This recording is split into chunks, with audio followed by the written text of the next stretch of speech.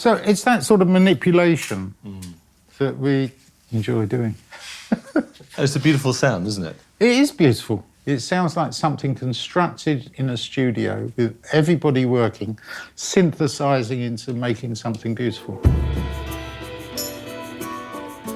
This is a truly historic musical artefact. The actual mixing desk on which the Beatles recorded their swan song album, a record so important that the EMI studios, where it was recorded, were later renamed in its honour. I'm talking, of course, about Abbey Road.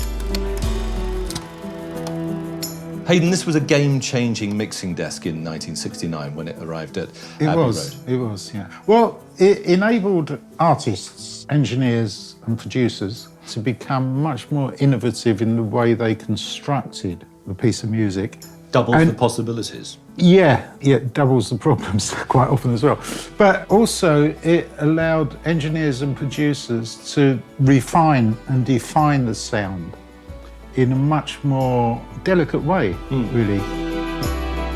Up until this point, all of the studios at Abbey Road were equipped with 4-track desks. This is the very first 8-track mixing desk at Abbey Road Studios. It was actually developed as a prototype, initially installed in what they called the experimental room, and then moved to Studio 2, famously the Beatles' favourite studio. And this desk became known as the TG 12345 Mark I.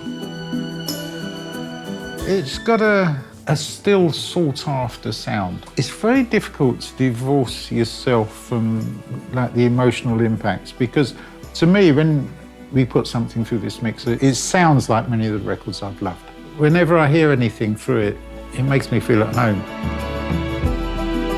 Interestingly, the very first artists to use this desk were Cliff Richard and the Shadows. But as soon as George Martin, the Beatles' producer, and the engineer Geoff Emerick set to work, the results were immediately apparent. It allowed a more sophisticated, smoother sound to Abbey Road, to the sort of thing that had been heard on any of the previous Beatles albums. Show us how it works then. Well, louder, quieter. One track.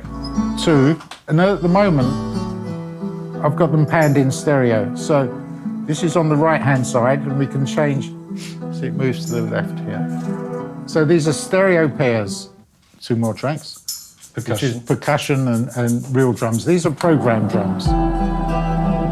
All programmed stuff. Drums and percussion.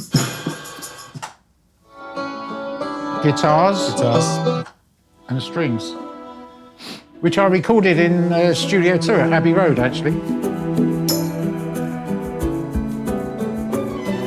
This desk helped bring the Beatles era to a close, but it also plays an integral part in the story of what happened next to the individual members. Paul McCartney recorded parts of his debut album McCartney on this desk, as did John Lennon with the Plastic Ono Band. Ringo Starr recorded Sentimental Journey on it, and George Harrison recorded All Things Must Pass, his landmark solo album, on this very desk. I've heard about this for years and years and years, and I know they've been through a lot of heartbreak, a huge amount of money, and a huge amount of research in getting this together. And I know some of the people on the team, some are ex-Abbey Road technical engineers and people who are involved with looking after and maintaining these mixers. But so yesterday was the first time I actually saw it, and I'm really touched by it. It's lovely to see it. I'm not trying to sell it to you, John, but for somebody like me, who was brought up in the recording world at Abbey Road, seeing something like this so lovingly restored, I think it's very moving. I'm thrilled it's in existence. The current owner has spent over 4 years restoring this desk and has succeeded in painstakingly reuniting the surviving original parts of the desk. This is a piece of kit which played such an important role in musical history. It really is quite exciting to sit here next to it and to see it restored to its former glory.